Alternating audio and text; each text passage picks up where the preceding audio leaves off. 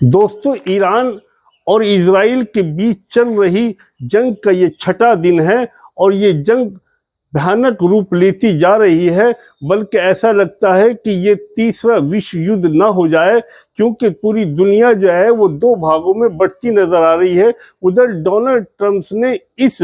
जंग में कूदने की पूरी तैयारी कर ली है और डोनाल्ड ट्रंप ने धमकाते हुए ईरान को ये कहा कि खमेनी हमारी निशाने पर है, हम जब चाहेंगे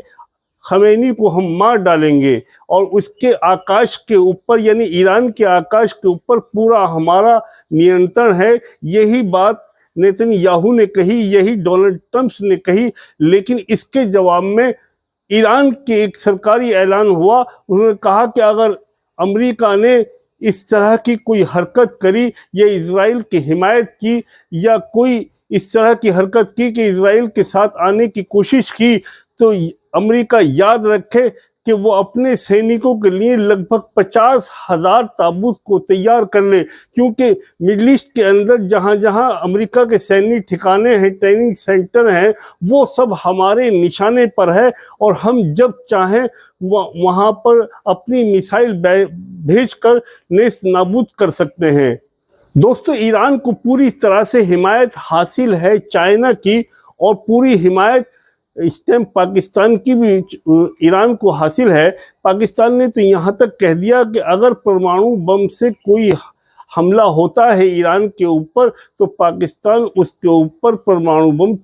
छोड़ने में देरी नहीं करेगा। इधर दूसरा अफगानिस्तान लगभग 57 मुस्लिम समूह देशों का साथ आज ईरान के साथ में मिला हुआ है, जिससे अमेरिका के अंदर बौखलाहट है। लेकिन अमेरिका का ये कहना कि हम जब चाहें जिस वक्त चाहें खमेनी को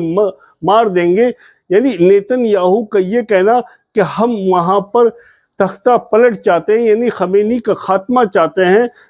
तो अगर खमेनी मर जाते हैं, एक इंटरव्यू में नेतन्याहू ने कहा कि अगर खमेनी इस जंग के अंदर मारा जाता है तो ये जंग ही समाप्त हो जाएगी। लेकिन उस एक तरफ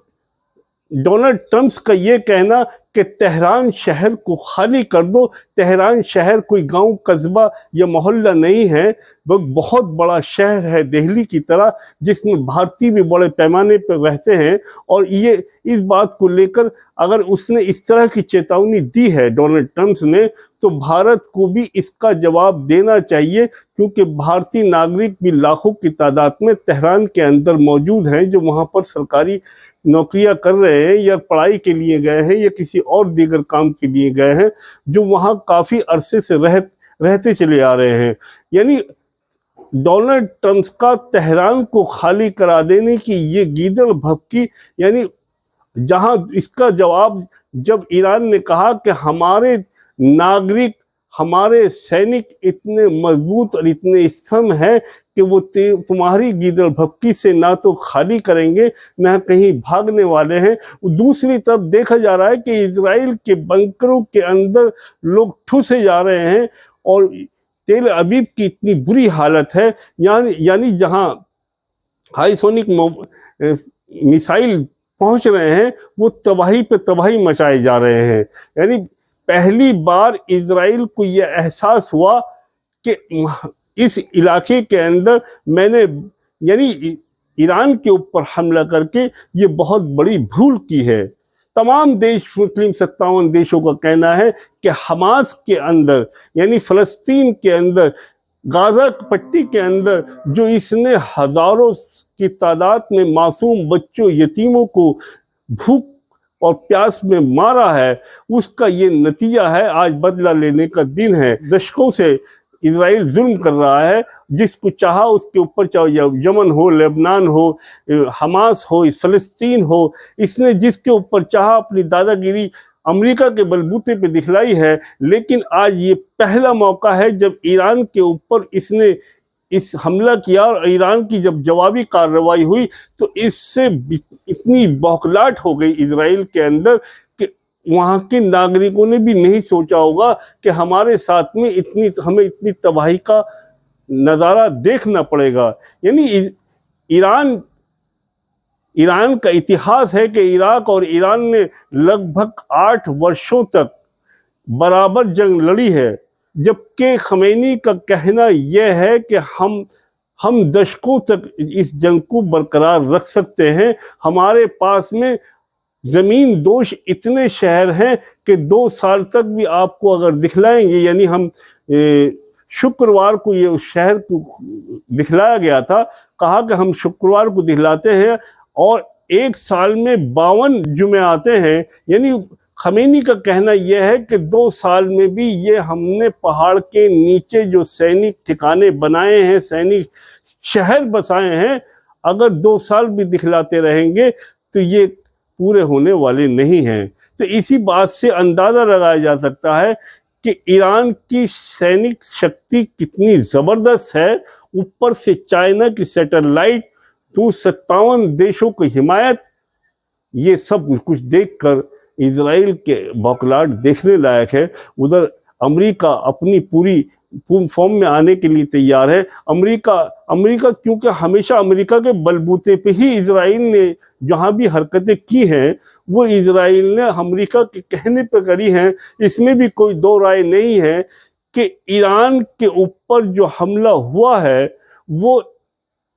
अमेरिका के इशारे पर हुआ, बल्कि डोनाल्ड ट्रंप ने तो एक प्रेस इंटरव्यू में कहा कि ये हमला किस वक्त होना था और कैसे होना था, इस बात की पूरी जानकारी हमें पहले से ही मालूम थी। दूसरा, नेतन्याहू अपने एक प्रेस कॉन्फ्रेंस में कहते हैं कि हमने ईरान के ऊपर हमला करने से पहले डोनाल्ड ट्रंप को इसकी पूरी जानकारी दे दी थी। अब डोनाल्ड ट्रंप का ये कहना कि हमें कुछ मालूम नहीं है, या डोनाल्ड ट्रंप का ये कहना कि आप जंग को रोक दो, लेकिन खमैनी ने ये कहा कि जंग अब नहीं रुकेगी जब तक इसकी इजराइल को हम तबाह नहीं कर देंगे, इसके किए की सज़ा नहीं देंगे, इसको जब तक खाक में नहीं मिला देंगे तब तक ये जंग जारी रहेगी। अगर गलती करता है अमेरिका इसमें कूदने की तो हम अमेरिकी ठिकानों को भी नहीं बख्शेंगे और अमेरिकी ठिकानों को भी हम मुंह तोड़ जवाब देंगे। यानी जंग की शुरुआत इजराइल ने की और इजराइल ने ऐसी शुरुआत की कि उनके जो प्रमुख साइंटिस्ट थे, प्रमुख शहर था, उसके ऊपर ज़बरदस्त बमबारी की, मिसाइली हमले किए, जिसमें उनके बहुत जो मान्यता प्राप्त, जो इनके बहुत ज़बरदस्त सैनिक ठिकाने थे और जो इनके साइंटिस्ट थे वो उसमें शहीद हुए, जिसकी वजह से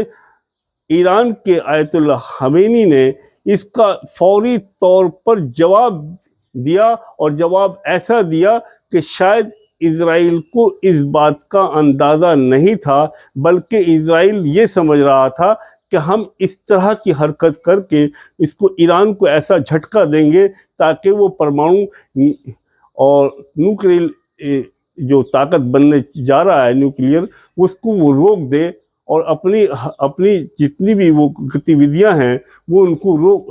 रोक दे। तो इस वजह से उसने इजराइल ने अमेरिका के कहने पर हमला किया था, लेकिन बटन गलत दब गया, डायल किया हुआ नंबर जो वो गलत था, जिसकी वजह से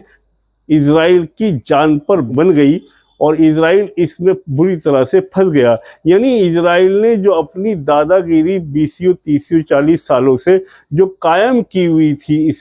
इस खित्ते के अंदर, वो अब उतरती नज़र आ रही है। इसका खुमार जो बदमाशी और गुंडागर्दी का था वो अब कहीं दर्जे उतरता चला जा रहा है, जिसका इजराइल को अंदाज़ा नहीं था कि हमको इस गलती, इस बात का, इस हमले का इतने बुरी तरह से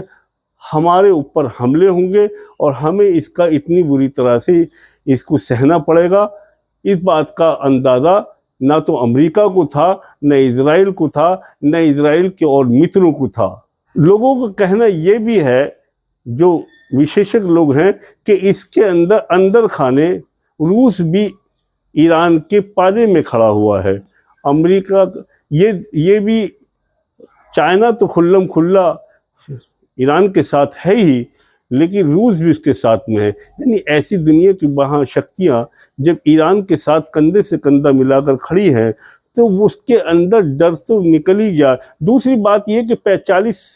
करीब 35 से 40 सालों से ये इसी ही जंग के लिए तैयारी कर रहे थे। यानी उनको मालूम था कि एक ना एक दिन ऐसा ज़रूर आएगा कि अमेरिका से हमको जंग करनी पड़ेगी। तो अमेरिका से जंग करने के लिए वो 35 वर्षों से लगभग इस मिशन के ऊपर काम कर रहे हैं। आज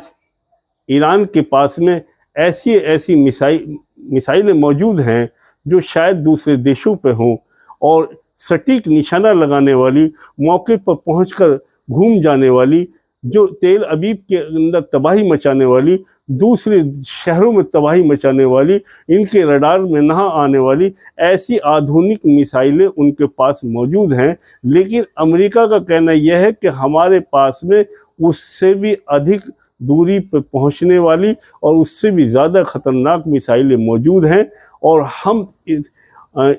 यानी ईरान को इसका पूरी तरह से जवाब देने वाले हैं। अगर सपोज करो, अगर अमेरिका कूदेगा ज़रूर, अगर अमेरिका इस जंग के अंदर शामिल हो जाता है, इजराइल का साथ देता है, तो ये जंग फिर और आगे बढ़ेगी और इसकी तबाही से पूरा देश, पूरी दुनिया इससे असरअंदाज होगी। न भारत बचेगा, न कोई और देश बचेगा। तेल की कीमतें आसमान छू जाएंगी और इससे पूरी दुनिया के अंदर, ख़ासतौर से मिडल ईस्ट देश और तमाम ऐसे देश जिनका तेल का संबंध इन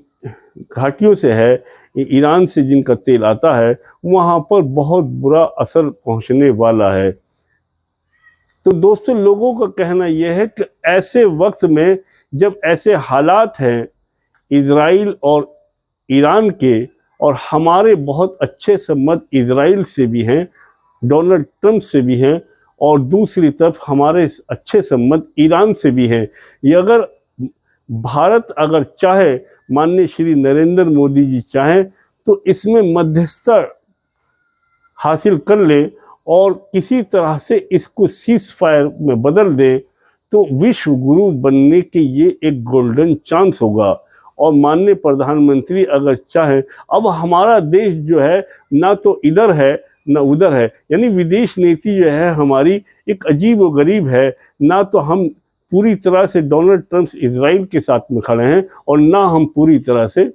ईरान के साथ में खड़े हैं। तो हमें दुनिया कहाँ समझे।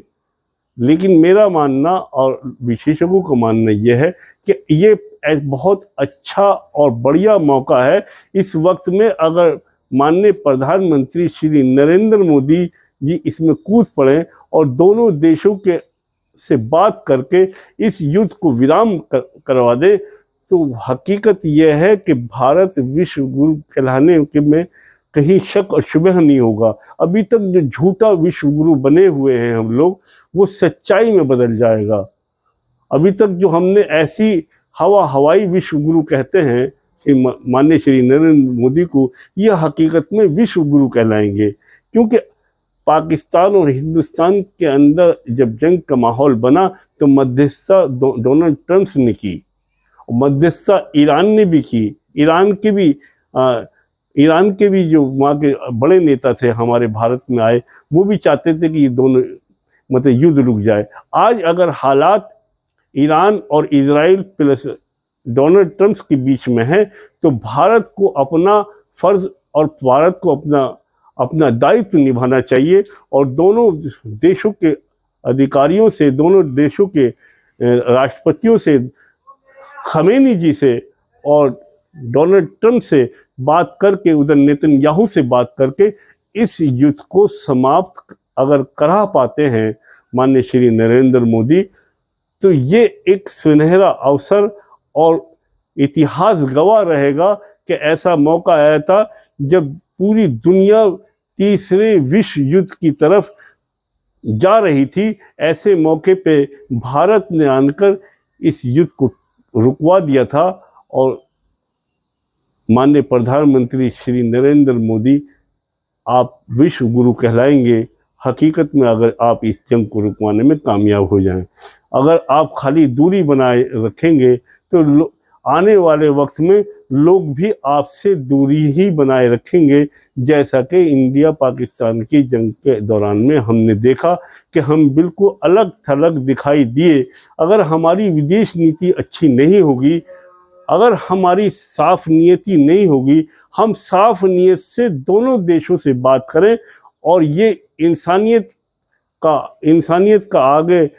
इंसानियत ना मारी जाए, लोग बेगुनाह ना मारे जाएं, बेगुनाह नागरिक ना मारे जाएं, इस नीयत से अगर हम दोनों देशों में सुलह कराकर जंग बंदी कराते हैं तो ये हमारा सौभाग्य होगा और विश्व गुरु बनने का एक मौका हमको मिल जाएगा। दोस्तों, ये वीडियो आपको अच्छी लगी हो तो प्लीज़ इसको लाइक करें, चैनल को सब्सक्राइब करें, बेल आइकन दबाएं। हमेशा